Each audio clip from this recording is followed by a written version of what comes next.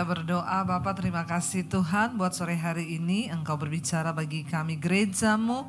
Sampaikan isi hati-Mu agar kami tidak terjebak dalam kekristenan yang menjadi rutinitas, tapi kami melakukan kehendak Tuhan. Dalam nama Tuhan Yesus yang percaya Tuhan di tengah kita memberkati kita, katakan bersama amin. Tepuk tangan buat Tuhan Yesus. Silakan duduk Bapak Ibu, Shalom. Apa kabarnya hari ini? Luar biasa, walaupun cuma basa-basi toh. Walaupun ada masalah ya, kita tetap luar biasa. Iya, Bapak Ibu, hari ini tema firman Tuhan adalah ya memberitakan kabar baik, pembawa kabar baik. Kita ini setiap hari hidup ya, pasti kita membawa kabar, membawa cerita. Tapi kabar apa yang kita bawa? Apakah kabar buruk atau kabar baik ya? Kalau ada orang yang datang, mau tahu enggak? Nah ini ya, ada apa? Itu. Nah saudara ya, jadi kita mau belajar sekarang bagaimana kita ini mau melakukan kehendak Tuhan sebagai pembawa kabar baik. Istri bawa kabar baik kepada suami, suami bawa kabar baik kepada istri. Apa itu kabar baik saudara? Menurut saudara apa itu kabar baik? Ada yang tahu? Kabar baik itu apa? Ada yang tahu? Dapat sepeda loh di bawah. Nanti Pak Yosua yang beliin. Ya, siapa yang tahu apa itu kabar baik? Masa saudara nggak tahu kabar baik itu apa? Ya, firman Tuhan. Injil itu kabar baik, kabar sukacita ya. Jadi apa yang lebih baik yang harus kita ucapkan, kita perkatakan kepada orang, yaitu firman Tuhan. Buka bersama yuk saudara di dalam Yesaya pasal 40. Yesaya pasal 40 ayat yang ke-9 mulai ya. Firman Tuhan di sana berkata demikian, Yesaya 40 ayat yang ke-9, kita baca bersama. Kalau sudah ada silakan dibaca di sini, kalau tidak ada buka dari handphone saudara. Saya selalu berkata tolong itu Alkitab di-download di handphonemu, amin. Jangan ada aplikasi edit foto, edit video, tapi Alkitab tidak ada di handphonemu. Iya, kenapa saudara? Karena itu penting loh. Dimanapun kita berada, kita bisa membaca firman Tuhan. Saya tuh kalau di pesawat, di mana tuh saya baca firman. Ya, supaya iman kita semakin tumbuh karena firman Tuhan berkata, iman itu timbul dari pendengaran. Dan pendengaran akan firman Kristus. Jadi tolong yang tidak ada Alkitab di handphonenya tolong segera. Saya takut nanti kalau Tuhan datang diperiksa loh. Apa yang ada di handphonemu itu? Kalau nggak ada aplikasi Alkitab, nggak usah masuk surga kau. Ya berarti kau menganggap firman Tuhan itu nggak penting bagimu ya. Ayo ayat 9 baca bersama. Hai Sion, pembawa kabar baik, naiklah ke atas gunung yang tinggi. Hai Yerusalem, pembawa kabar baik, nyaringkanlah suaramu kuat-kuat, nyaringkanlah suaramu, jangan takut. Katakanlah kepada kota-kota Yehuda, lihat itu Allahmu. 10, lihat itu Tuhan Allah, ia datang dengan kekuatan dan dengan tangannya ia berkuasa. Lihat mereka yang menjadi upah jeripayanya ada bersama-sama dia. Dan mereka diperolehnya berjalan di hadapannya. Katakan amin. Ayat 11. Seperti seorang gembala, ia menggembalakan kawanan ternaknya dan menghimpunkannya dengan tangannya. Anak-anak domba di pangkunya, induk-induk domba dituntunnya dengan hati-hati. Siapa gembala kita saudara? Tuhan Yesus. Ya, gembala kita yang sejati itu adalah Tuhan Yesus. Dikatakan ia seperti gembala, ia menggembalakan kawanan ternaknya. Perhatikan ianya huruf besar. Ya, ternaknya di sana nyanya huruf besar. Berarti ini sedang menggambarkan tentang Tuhan. Ya, Tuhan itu gembala yang baik. Ya, makanya enggak usah terlalu sering cari-cari gembala di dunia, amin. Ada masalah cari Pak Yosua. Ada masalah cari pendeta, ada masalah cari ini. Tapi kau enggak pernah cari Tuhan. Iya, cari manusia terus. Makanya firman Tuhan bilang, terkutuklah orang yang mengandalkan manusia. Tapi diberkatilah orang yang mengandalkan Tuhan. Kenapa kita harus mencari Tuhan? Karena diberkati orang yang cari Tuhan. Saudara, kalau ada masalah, saudara cari siapa? Hello? Ini mulutnya nggak ada yang cari aman. Nah ini cari aman ini, bahaya nih kalau cari aman ya. Masa saya tanya begitu nggak ada loh yang ngomong, ini mulutnya terkunci semua ini ya. Berarti nggak cari Tuhan di semua kalau ada masalah ya. Coba kalau ada masalah langsung datang duduk di kaki Tuhan. Jangan dulu berpikir dengan otak kita nih saya cari siapa, saya cari siapa, saya cari siapa. Terkutuk loh saudara. Karena Alkitab berkata diberkatilah orang yang mengandalkan Tuhan. Cari Tuhan. Di mana cari Tuhan Bu? Ya di mana aja, mau di kamar, mau di mana. Saya kemarin ke Luwuk ketemu sama seorang jemaat misbah doa di sana. Dia cerita, Bu, anak saya kan kecelakaan. Kepalanya pecah, saya ditunjukin fotonya saudara. Aduh, saya lihat, aduh Bu, saya ngeri, darah semua saudara. Kepalanya pecah, naik motor, dia tabrak dalam kecepatan tinggi, trotoar dia hantam dan dia kecelakaan. Dibawa ke rumah sakit, dokter operasi, dibuka kepalanya, dokter bilang tidak ada harapan. Hanya mujizat anak ini bisa hidup. Ketika dokter itu ngomong begitu, istrinya, ibunya ini di rumah sakit saudara. Dia bilang saya tuh nggak tahu mau berseru ke siapa, saya nggak tahu mau sama, saya cuma mau cari tempat. Kalau ada tempat saya mau berlutut, saya mau cari Tuhan. Dia cari-cari tempat yang kira-kira dia mau berlutut di situ, enggak ada. Akhirnya dia ke toilet saudara. Itu kan saudara bayangkan toilet di kamar mandi. Ya bukan kamar mandi Pondok Indah loh. Ya di daerah sana. Itu bau pesing. Ya itu semua orang ke situ tapi cuma itu tempat aman. Dia bilang saya nggak peduli lagi Bu di dalam kamar mandi, saya berlutut di situ. Saya bilang Tuhan, Engkau yang pegang kendali atas nyawa anakku, aku bersujud Tuhan. Selamatkan anakku walaupun dokter sudah berkata tidak ada harapan. Ya, dokter berkata begitu kan pasti karena ada sebabnya. Nggak mungkin dokter bilang begitu kalau nggak ada sebabnya. Pasti dokter tahu nih kehancurannya seperti apa, ininya bagaimana. Makanya dokter bisa berkata nggak ada harapan. Dia datang, dia cari tempat cuma untuk mau berlutut di kaki Tuhan. Dia ke kamar mandi, dia bilang, saya udah gak peduli baunya Bu, itu kamar mandi umum di rumah sakit. Dia berlutut di situ, dia nangis, dia bilang, Tuhan aku datang kepada Engkau hari ini karena cuma Engkau yang sanggup menolong. Lalu saudara, akhirnya anaknya selesai dioperasi, dia mau masuk ke ruang ICU. Hari itu di ICU ada 8 orang. 7-7-nya mati. Anaknya enggak. Lalu tengah malam anaknya sadar. Lalu dia bilang, "Mah, aku masih hidup." Mamanya kaget saudara, anaknya sadar. Dan akhirnya mereka berdoa di situ. Puji Tuhan, anaknya enggak jadi mati. Karena siapa yang pegang kendali atas hidup manusia? Tuhan. Lalu saudara dari situ mamahnya ini baru mengerti, oh ini ternyata yang dinamakan pengalaman pribadi bersama Tuhan. Dari situ dia bersaksi, dia ceritakan kabar baik, dia ketemu siapa aja. Ya ketemu saya, dia cerita menggebu-gebu saudara. Jadi Bu, waktu itu dokter bilang begini, saya datang Bu, saya berlutut, saya menangis Bu. Di mobil Bu, saya pulang ke rumah, saya nyembah, saya muji Tuhan. Saya dengerin dia cerita saudara hampir 1 jam.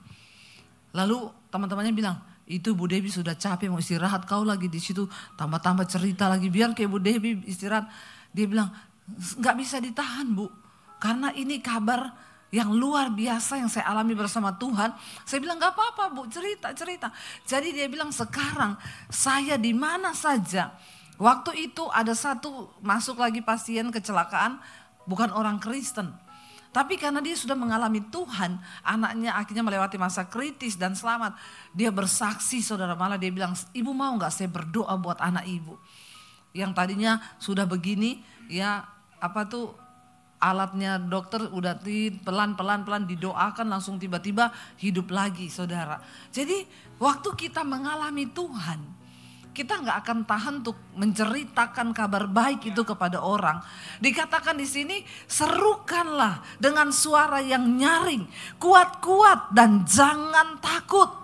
Amin saudara. Ingat, kita ini dipanggil menjadi orang Kristen, orang percaya, bukan hanya sekedar saudara duduk setiap hari Minggu di sini, dengar firman, saudara pulang dan hidupmu nggak pernah terjadi apa-apa. Sudah berapa puluh tahun kita menjadi Kristen seperti itu saudara. Dan kita tidak pernah menyadari apa panggilan Tuhan atas hidup kita. Kita ini cuma datang duduk pulang, datang duduk pulang. Yang berdosa tetap berdosa. Gak pernah ada satu tujuan hidup yang berkata, aku ini Kristen buat apa? Ada juga yang model-model kedua yang datang ke gereja cuma sibuk dengan masalah sendiri. Tiap datang, semoga firman-Nya cocok dengan masalahku. Hidupmu itu masalah terus. Ya. Tiap kali cocok loh dengan apa yang saya hadapi. Karena saya ini. Terus nanti konseling terus. Ya. Setiap hari mau konseling. Siapa aja pendeta didatangi konseling. Ya, saya pelayanan di satu gereja. Ada bapak-bapak datang, ibu saya boleh konseling sama ibu? Pak, saya ini mau khotbah full hari ini pak. Jangan bawa bapak bawa sampah sama saya. Tunggu dulu ya, nanti kalau ada waktu. Iya bu, tolong ya bu, tolong. Saya bilang ke Pak Gembalanya, Pak, itu ada bapak-bapak mau konseling. Bu, dia konseling sama bapak kan gembalanya. Saya sudah bosan sama dia bu. Itu tiap hari konseling ibu. Itu bu, semua pendeta yang datang ke sini dia minta waktu konseling bu. Oh, sudah ribuan pendeta dia konseling terus. Masalahnya apa sih Pak? Dia ditinggal istri anaknya. Kenapa? Pelit.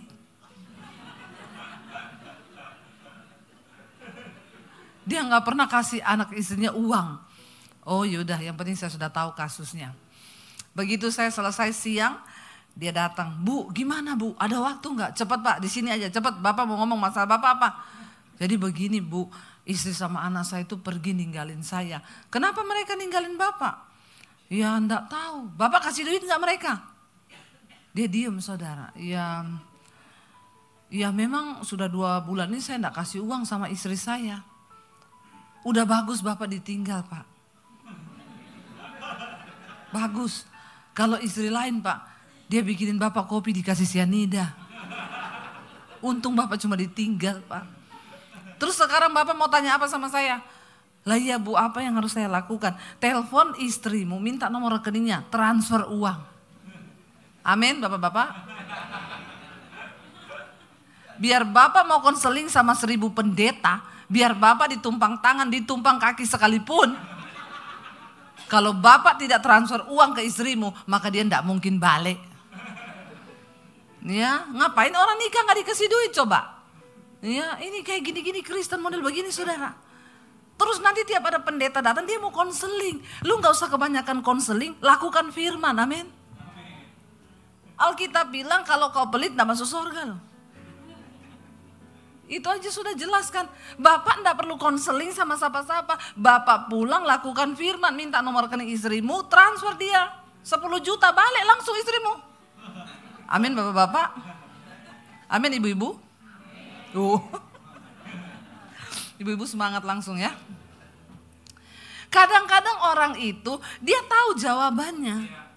Tapi sengaja dia mau konseling terus sama pendeta. Semua masalah di hidup kita ini sudah ada jawabannya di Alkitab. Makanya tolong kau download itu aplikasi Alkitab di HP-mu. Supaya waktu kau ada masalah berdoa, aku mau baca firman-Mu Tuhan. Bicara lewat firman ini dalam nama Tuhan Yesus. Aku baca ketemu ayat tepat sesuai kebutuhanku. Amin. Nggak usah telepon Pak Yosua. Nggak usah telepon saya.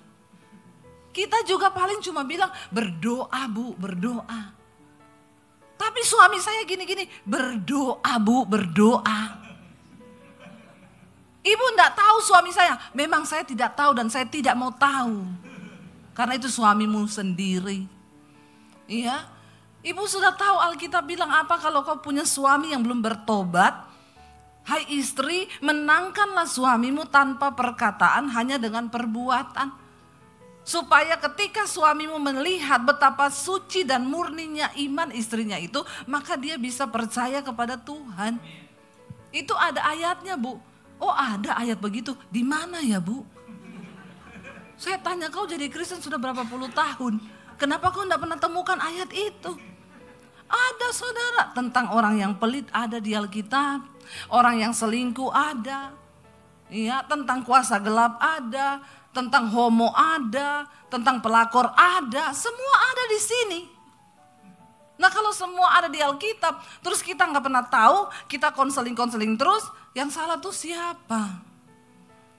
Tolong hormati firman Tuhan, saudara, karena firman Tuhan tuh berkuasa. Amin. Berkuasa.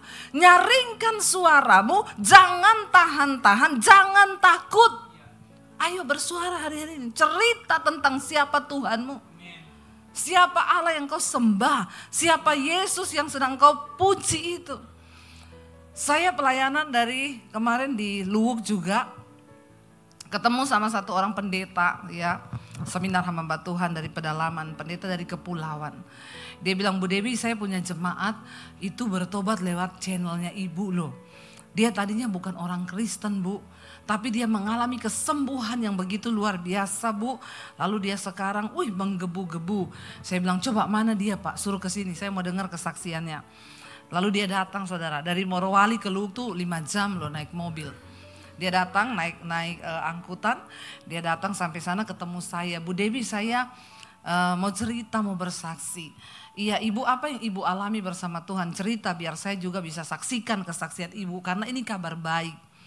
Jadi begini, Bu, saya itu menikah dengan suami saya ini dulu Kristen, menikah sama saya, tinggalkan Yesus, ikut agama saya. Ya, jadi suaminya menyangkal Tuhan Yesus. Terus saya ini, ya saya hidup dengan, ya saya tidak tahulah, pokoknya saya menjalani hidup ini aja. Kami pengusaha, Bu, punya beberapa mobil angkutan. Lalu saya mulai sakit, Bu. Sakit itu ganti-ganti terus ya. Nanti ini sembuh, datang yang ini tuh sakitnya tuh aneh-aneh. Sampai saya ini kadang kulit saya biru, kadang abu-abu, kadang begini. Yang terakhir itu, Bu, ini dokter sudah tolak semua saya.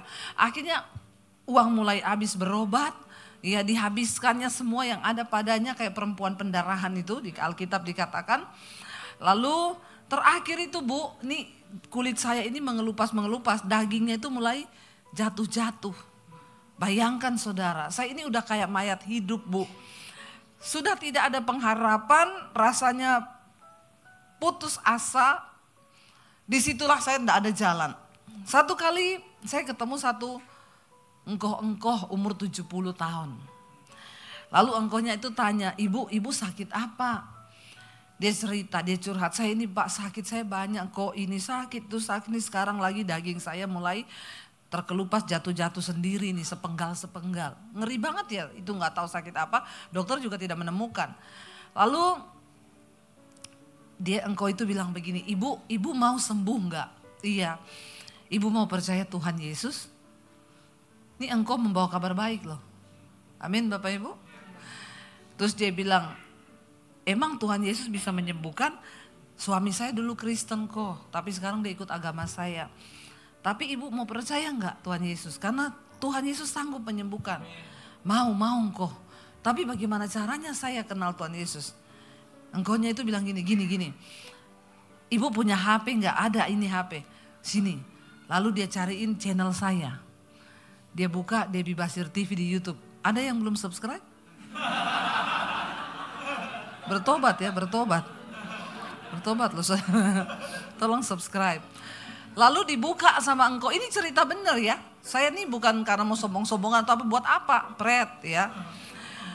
Lalu dibuka channel saya, ibu nonton aja khotbah ini. Ya, setiap malam tuh ada misbah doa, ada misbah syukur pagi, nanti ada khotbah-khotbah yang lain. Ibu nonton aja. Pasti saya yakin ibu nanti ketemu Tuhan. Oh begitu ya. Sampai di rumah dia buka khotbah yang dia dapat, khotbah pertama saya itu saya bilang begini, saudara, kalau kau punya masalah beban hidup, datang duduk di kaki Tuhan. Lalu dia bilang gini, kakinya Tuhan mana? Saudara, kita kadang saudara ketawa loh, tapi buat orang awam yang memang belum kenal Tuhan, mereka tuh kan enggak pernah dengar bahasa-bahasa begini kan. Saya ngomong datang di kaki Tuhan, saudara langsung bisa tahu tuh kaki Tuhan di mana. Ya kita bayangkan saya di otak kita tuh. Atau ada yang belum ngerti mukanya Tuhan Yesus seperti apa? Jangan kayak itu Ratu Entok yang kemarin hina-hina Tuhan Yesus, ditanya dia bilang, saya tuh enggak tahu loh kalau itu Tuhannya orang Kristen. Pret. Emang lu dari planet Mars. Ya. Lalu dia bilang begini, saya tuh bingung Bu, saya dengar terus ibu bilang cari Yesus, duduk di kaki Tuhan. Lah kaki Tuhan itu kayak apa? Saya enggak tahu kaki Tuhan di mana. Sampai saya pikir saya mau beli gambarnya Tuhan Yesus yang ada kakinya, yang disalib, terus nanti saya taruh di tembok, lalu saya duduk di kaki itu. Dia pernah WA ke saya saudara, saya baca gini, Bu mohon dijelaskan. Dan ibu kasih tahu saya di mana kaki Tuhan itu Bu, saya mau duduk di kaki Tuhan. Saya pikir itu orang bercanda. Saya bilang ini orang kok bercanda banget ya. Ya kaki Tuhan tuh ya kita dengan iman lah duduk di kaki Tuhan. Lalu dia ikuti terus saudara khotbah-khotbah saya, dia mulai diubahkan. Tadi orangnya dia bilang, ibu saya ini Bu, tukang marah, emosi, suka tersinggung. Kalau marah itu udah gak karu-karuan. Jadi rumah tangga kami kacau ya. Makanya semua kacau. Saudara kalau hidupmu kebanyakan error dan kacau, kau tidak diberkati Tuhan. Ya benar, orang yang hidupnya kacau, error, marah-marah itu jauh dari berkat. Karena di mana orang hidup rukun bersama, kesanalah berkat Tuhan diperintahkan. Amin. Jadi hati-hati suami istri kalau marah-marahan ya, bertobat. Tuhan udah mau kirim mobil, lagi berantem di rumah. Malaikat bilang, gimana Tuhan udah mau saya kirim di Pondok Indah lagi berantem. Tuhan bilang gak usah, bawa ke rumahnya Bu Debi aja. Rugi saudara ya. Karena di mana orang hidup rukun bersama, kesitulah berkat Tuhan diperintahkan loh. Amin. Makanya hidup rukun bersama. Lalu dia bilang begini, akhirnya ibu saya mulai diubahkan. Saya dengar khotbah ibu, saya mulai diubahkan. Saya yang tadinya tukang marah, saya emosi, saya begini, tiba-tiba saya mulai berubah. Saya jadi banyak bersyukur, saya banyak datang di kaki Tuhan, saya banyak berdoa. Ya memang sakit saya belum sembuh, tapi hati saya lega, jiwa saya damai. Makanya Yesus berkata, marilah kepadaku hai kamu yang letih lesu dan berbeban berat, aku akan beri kelegaan kepadamu. Seringkali ketika kita datang di kaki Tuhan, masalah kita belum selesai. Tapi sudah ada kelegaan. Karena Yesus berkata, sebab bebanku itu ringan dan aku akan memberikan ketenteraman kepada jiwamu. Jiwamu akan mendapat ketenteraman. Lalu sudah dia bilang, saya menghadapi masalah Bu. Saya dikejar utang karena akhirnya saya banyak hutang karena semua mobil kejual. Tapi ada damai sejahtera di hati. Yang tadinya itu enggak damai, marah-marah, sekarang berbeda Bu. Tiba-tiba ketika dia mulai rajin cari Tuhan, Tuhan sembuhkan dia saudara. Benar-benar sembuh total, bahkan tanpa berobat. Lalu waktu dia mengalami kesembuhan itu, dia mengalami perubahan hidup. Dia enggak tahan untuk tidak bercerita. Dia ceritakan, dia bawa kabar baik itu. Semua orang yang dia temui, dia bersaksi. Aku ini loh sakit, udah mau mati, sakit ini. Waktu aku ketemu Tuhan, hidupku berubah, sekarang aku sembuh. Jadi satu kampung dia mau ke pasar dia cerita, dia diangkut dia cerita. Bahkan bukan cuma itu, dia bilang, ibu puji Tuhan beberapa orang sudah menyerahkan diri dan dibaptis di gereja. Karena mendengar kabar baik yang dia ceritakan itu. Amin saudara. Saya melihat, saya bilang wow Bu dahsyat luar biasa. Iya Bu Debi, maka itu. Tapi dibalik semua ini saudara, yang hebat tuh siapa? Bukan saya, bukan siapa-siapa. Engkohnya itu loh. Engkau itu yang 70 tahun itu. Dia membawa kabar baik. Ketemu orang yang lagi sulit, yang lagi berbeban berat, letih lesu, dia kenalkan Yesus. Ini tugas kita saudara. Untuk mengenalkan siapa Yesus. Ingat, satu kali ketika engkau mati nanti, kita ini mati. Tuhan tidak tanya pencapaianmu. Dia nggak tanya mobilmu berapa, rumahmu berapa, depositmu berapa. Yang akan Tuhan tanya, berapa jiwa yang sudah kau bawa kepadaku. Amin saudara. Ya, dan dia mengalami kesembuhan yang luar biasa. Saya juga mau bersaksi, satu kali ada seorang dokter, di desa, dia cerita, dia bersaksi sama saya, dikirim kesaksian. Shalom Bu Debbie, saya mau bersaksi. Saya ini tidak tahu dulu tujuan hidup saya apa. Ya saya pikir juga melayani Tuhan itu saya sering tertuduh, kok saya nggak bisa melayani di gereja sebagai pemusik, sebagai apalah yang berdiri di mimbar ini. Tapi sejak saya mengikuti khotbah-khotbah ibu, ya terutama mesbah doa, saya menyadari ibu itu bilang begini. Saya sering bilang begini, saudara semua harus melayani Tuhan. Saudara nggak perlu sekolah Alkitab untuk melayani Tuhan. Nggak perlu jadi STH semua, nanti saya banyak saingan.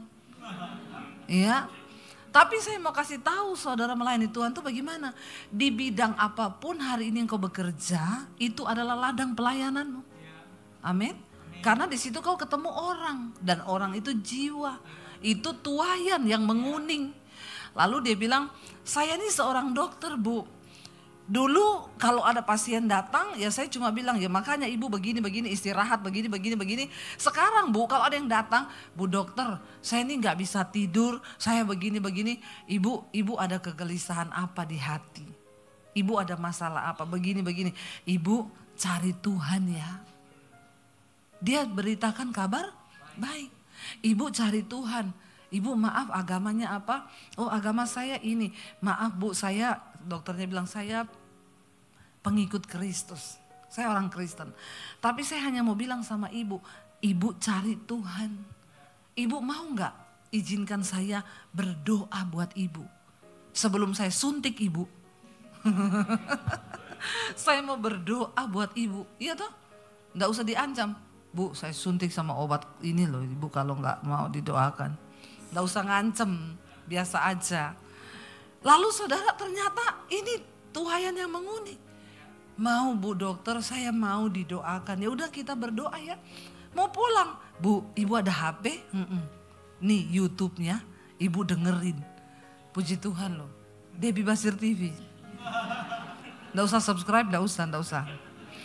Saudara ini saya dengar kesaksiannya orang ya. Saya nggak buat ini. Ini kamu dengar ini. Ibu itu pulang dia dengar. Lalu Bu dokter itu bilang sekarang Bu WA-WA-an mulai banyak tanya. Mulai Bu dokter saya sejak didoakan ibu ada damai di hati saya. Sekarang dengerin khotbah saya terus. Ya tinggal tunggu waktu membuka hati menerima Tuhan Yesus. Kita nih gak pernah tahu ya. Tapi bagian kita adalah ceritakan kabar baik itu. Sampaikan kabar baik itu kepada orang. Supaya mereka mendengar, supaya mereka percaya dan menerima keselamatan yang dari Tuhan. Amin. Saudara di sekelilingmu gak usah jauh-jauh. Lihat orang-orang di sekelilingmu. Seringkali kau tidak sadari temenmu yang tertawa terbahak-bahak. Padahal dia punya rahasia hati loh. Mungkin di rumah orang tuanya berantem. Ya anak-anak muda kau punya teman hari-hari ini. Biar gak ada lagi kasus bunuh diri lompat. Kenapa? Karena tidak ada teman bercerita. Ya seperti Justin Bieber bilang. Gak ada teman dia bercerita. Ternyata hari ini terkuak ya. Kenapa mereka bisa tenar seperti itu? Mereka harus rela ditiduri, digini-giniin. Coba saudara ya. Apalagi memang yang ya kasus-kasus Illuminati itu di luar negeri. Semua artis memang ada ritual-ritualnya. Itu mirip memang dengan gereja setan. Ya mereka harus rela mau ditiduri cowok, cewek harus rela. Ya supaya demi mereka mencapai kesuksesan. Tapi ternyata dia bilang aku sendiri, aku gak ada teman cerita. Orang lihat aku di luar, wow. Orang lihat aku kaya raya. Padahal jiwaku hancur, jiwaku ini remuk. Saudara engkau mungkin gak tahu di sekeliling kita banyak orang tuh yang sedang hancur jiwanya. Ya mungkin kau tidak sadar orang yang di sampingmu itu mungkin. Suamimu, istrimu atau anakmu. Atau siapa aja, seringkali kita gak pernah menyadari. Tapi bagian kita beritakan kabar baik itu. Suruh dia cari Tuhan, masalah dia gak terima itu urusannya dia. Karena firman Tuhan berkata, apabila ada seseorang yang sedang berjalan menuju kepada kebinasaan dan engkau tidak mengingatkan orang itu, maka dia akan mati dalam dosanya. Tapi kita akan dimintai pertanggungan jawab. Kenapa kau tidak beritakan tentang aku selama dia hidup? Sebaliknya, kalau ada orang berdosa yang sedang berjalan menuju kebinasaan, lalu engkau mengingatkan dia, engkau memberitakan kabar baik buat dia. Dan orang itu bertobat dari jalan yang jahat.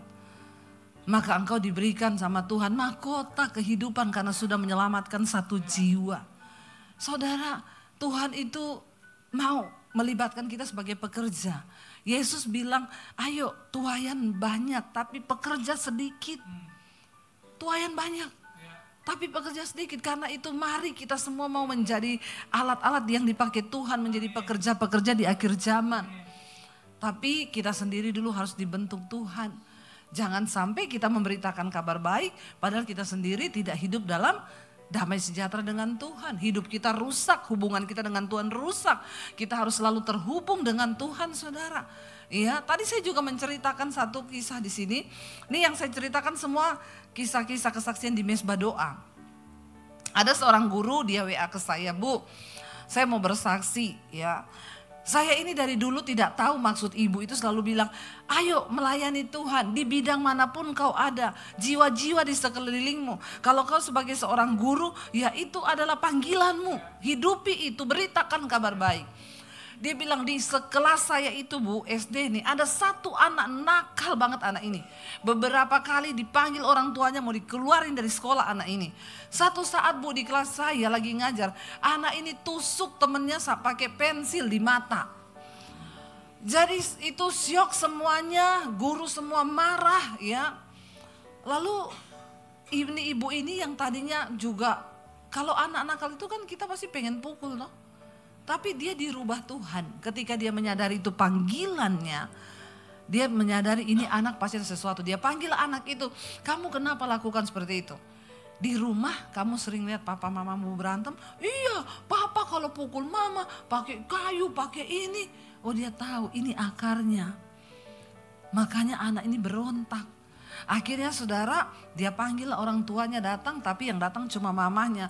Dia bilang, Bu, maaf ya, ibu di rumah kehidupan suami istri bagaimana? Ibu sering berantem. Pertama dia bilang, oh enggak, kami baik-baik saja kok. Padahal anak kecil mana mungkin bohong. Ya, anaknya sudah cerita. Lalu, oh ya udah kalau ibu nggak mau cerita enggak apa-apa. Tapi Bu, saya yakin kenapa anak itu memberontak? Mungkin karena hubungan orang tua nggak harmonis. Ibu, saya mau berdoa buat ibu. Kebetulan sama-sama Kristen. Oh iya, dia berdoa saudara. Guru ini, lihat dia guru. Tapi dia mulai hidupi panggilan Tuhan dalam hidupnya. Dia berdoa bagi orang tua murid. Kalau dulu kan ibu anaknya dijaga ya. Kalau sampai nakal lagi kita keluarin dari sekolah. Sekarang dia dengan hati Tuhan menyadari bahwa itu panggilannya. Dia berdoa, ibu itu menangis, pulang. Begitu sampai di rumah malam, WA, Bu, saya mau jujur Bu. Terima kasih Ibu tadi mendoakan saya, hati saya tersentuh. Saudara, orang tuayan menguning. Cuma didoakan tek, rohnya hidup. Amin. Makanya ayo. Lalu kenapa Bu? Saya mau jujur ya Bu, boleh saya telepon? Boleh. Dia curhat tentang rumah tangganya. Memang Bu, suami saya itu gini-gini, kadang saya stres urus anak, dia gak mengerti. Kita pulang berantem, dia selingkuh, saya dipukuli. No, ternyata semua orang punya cerita. Ibu, saya mau berdoa buat ibu gini-gini. Ibu, saya kirim link ya. Dia kirimlah link mesbah doa saya ke ibu ini. Ibu dengerin ini aja. Dengerin semua khotbah-khotbah ini, nanti ibu dapat kekuatan. Dia dengar saudara. Dia mulai dengar firman Tuhan dan itu mulai mengubahkan. Karena firman Tuhan itu berkuasa. Yang tadinya ibu ini tukang marah, tukang tersinggung, sama suaminya juga tukang begini-begini, mulai luluh hatinya. Dia mulai berubah. Ketika suaminya melihat perubahan hidupnya, suaminya pun heran kenapa istri saya jadi begini. Lalu dia bersaksi, Bu, puji Tuhan sekarang rumah tangga kami dipulihkan. Bahkan suami saya sekarang juga udah ikut mesbah doa. Kami mencari Tuhan Bu. Saya cuma mau berterima kasih Ibu. Karena lewat Ibu rumah tangga kami dipulihkan. Dan Ibu itu bilang, dan Ibu Dewi tahu anaknya yang nakal itu tadi perlahan mulai diubahkan. Dia menjadi anak yang lebih baik. Saudara lihat, hanya satu ketaatan dari seorang guru yang mau memberitakan kabar baik. Dia sudah menyelamatkan satu keluarga. Nanti keluarga ini yang mengalami kabar baik itu, dia dipulihkan, dia juga akan cerita kepada keluarga yang lain. Jangan duduk tok jadi Kristen yang bikin panas kursi gereja. Amin. Ayo mulai jadi penuai. berhenti terus untuk diri sendiri. Tiap hari kau nangis di kamar, Tuhan, masalahku Tuhan, stop. Ayo jadi orang Kristen yang dewasa. Mulai bilang, Tuhan, beri kepadaku jiwa yang harus aku lakukan. Waktu kau sering dengar penderitaan orang, baru kau bisa bersyukur begini. Ya Tuhan, ternyata masalah dia lebih berat daripada masalah saya. Amin. Haleluya, saudara. Makanya jangan selalu merasa kau yang paling menderita. Jangan selalu merasa paling korban. Jangan selalu merasa, Tuhan kenapa begini Tuhan. Kau kurang bersyukur, nak. Kurang bersyukur. Jangan ya, Dek ya. Kurang bersyukur kau. Tapi coba kalau kau mulai dengar cerita orang-orang, lalu ada hati Tuhan yang timbul dari hatimu, lihat hidup mereka. Kasihan saudara. Kalau kita mau mendengar cerita-cerita itu, saya kadang dengar cerita anak saya tentang temannya, saya nangis loh, kasihan tuh anak. Kenapa orang tuanya begitu? Ya itu kita semua, makanya saya sering bilang sama anak saya, itu jiwa yang harus kau layani loh, temanmu itu loh. Jangan sampai pergi ke psikiater, akhirnya semua minum obat. Firman Tuhan itu obat yang manjur bagi jiwa kita, amin. Yang menyembuhkan, karena kita butuh firman. Makanya tolong saudara, saya percaya ketika kita semua ini berfungsi dalam kerajaan Allah, membawa kabar baik itu, tempat ini gak cukup lagi saudara. Ternyata banyak orang akan ketemu Tuhan dan mereka akan mencari Tuhan. Ya, jangan pernah bosan, jangan pernah berhenti. Karena itu hari-hari ini, ayo kita beresin dulu hidup kita. Beresin hidup ini. Supaya iblis tidak mendakwa kita, supaya kita tidak ada ketakutan. Coba kita buka saudara surat Yakobus, saya pengen kita baca. Yakobus pasal yang ke-5 ayat 19 sampai 20. Yakobus 5 ayat 19 sampai 20 kita baca bersama. Firman Tuhan berkata begini, kita baca dengan suara keras. Yakobus 5 ayat 19 sampai 20, 1, 2, 3. Saudara-saudaraku, jika ada di antara kamu yang menyimpang dari kebenaran dan ada seorang yang membuat dia berbalik, ketahuilah bahwa barang siapa membuat orang berdosa berbalik dari jalannya yang sesat, ia akan menyelamatkan jiwa orang itu dari maut dan menutupi banyak dosa. Wow enggak? Wow. Satu saja orang yang kau beritakan kabar baik. Dan saudara, kita ini dipanggil untuk bekerja di ladang Tuhan. Apa bekerja di ladang Tuhan? Yaitu bawa kabar baik. Waktu kita bekerja dengan giat, apakah Tuhan enggak kasih kita upah? Kalau dia yang suruh kita kerja, apakah dia nggak sediakan upah? Dia sediakan upah. Kenapa masalahmu nggak pernah kau rasa dijawab? Kenapa kau nggak pernah melihat pintu terbuka? Karena kau nggak mau bekerja. Tapi kau mengharapkan upah dari Tuhan. Kau mengharapkan mujizat, padahal kau di hadapan Tuhan pengangguran. Banyak Kristen pengangguran sekarang. Nggak tahu mau ngapa, cuma sibuk masuk keluar gereja setiap hari Minggu. Tapi mereka lupa melakukan amanat agung yang Tuhan berikan. Beritakan kabar baik. Amin saudara. Waktu engkau memberitakan kabar baik, engkau akan mulai melihat masalahmu satu demi satu Tuhan selesaikan. Jangan terlalu fokus pada dirimu sendiri. Tapi fokus pada kehendak Tuhan. Fokus pada jiwa-jiwa. Saya ini nggak pernah ada lelahnya saudara. Baru landing dari sini, terbang lagi ke sini, seminar hamba-hamba Tuhan. Besok saya kosong, Senin, lusa saya sudah terbang lagi ke Kalimantan. Kenapa saya menggebu saudara? Karena saya tahu saya membawa kabar baik. Dan itu dinanti oleh semua orang. Makanya Yesus berkata, berbahagialah mereka yang datang membawa kabar baik. Alangkah indahnya kedatangan mereka yang membawa kabar baik. Maka ibu-ibu kalau ada temanmu curhat, aku ini loh suamiku itu selingkuh gini. Bawa kabar baik, jangan kau bilang memang enggak, laki-laki memang bertobat loh ibu-ibu. Bertobat.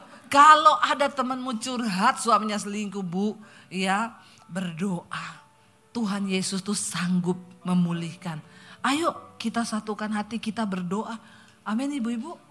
Kau tidak perlu menghafal gini. Di dalam Yakobus pasal 4 ayat berapa ya itu ya? Tidak usah. Kau hafal saja inti-intinya. Nanti kalau Tuhan Yesus datang kita ini tidak disuruh hafal ayat di sorga. Tidak. Coba sebut Yakobus 2 ayat ini. Tidak, kagak.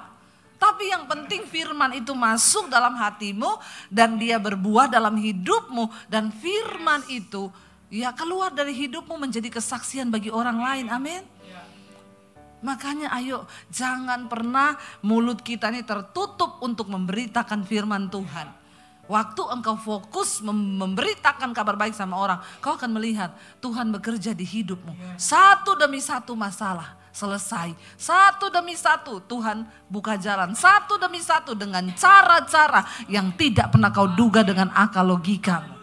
Kalau engkau mau melihat dan mau menerima upah, saya undang para imam musik maju ke depan. Maka satu saudara, ayo bekerja di ladang Tuhan. Bagaimana caranya? Bukan mendaftar jadi pengkhotbah di sini. Ya bukan, tapi ayo beritakan kabar baik. Karena itu kita harus selalu terhubung dengan Tuhan.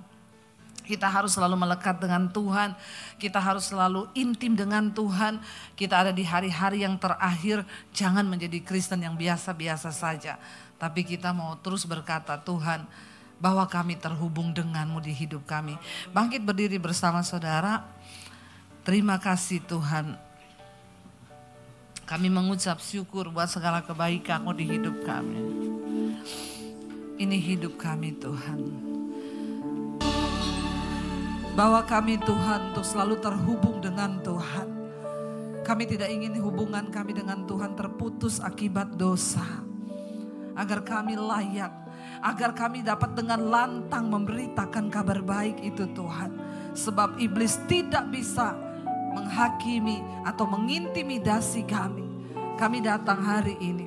Kalau ada di antara kami yang masih terikat dengan dosa, Tuhan bebaskan kami, lepaskan kami. Supaya kesaksian itu kemudian akan menjadi kabar baik bagi orang lain. Hari ini kalau ada yang terikat dengan kenajisan, percabulan, kepahitan, homoseksual, lesbian, Tuhan bebaskan setiap kami. Rokok, minuman keras, obat-obatan terlarang, dugem, Tuhan lepaskan. Judi, lepaskan kami Tuhan. Ketidaktaatan, dan bawa kami dalam pengalaman pribadi dengan Tuhan. Supaya cerita itu menjadi satu kabar baik yang kami bisa bawa kepada orang lain. Sekali lagi angkat tangan kita di hadapan Tuhan.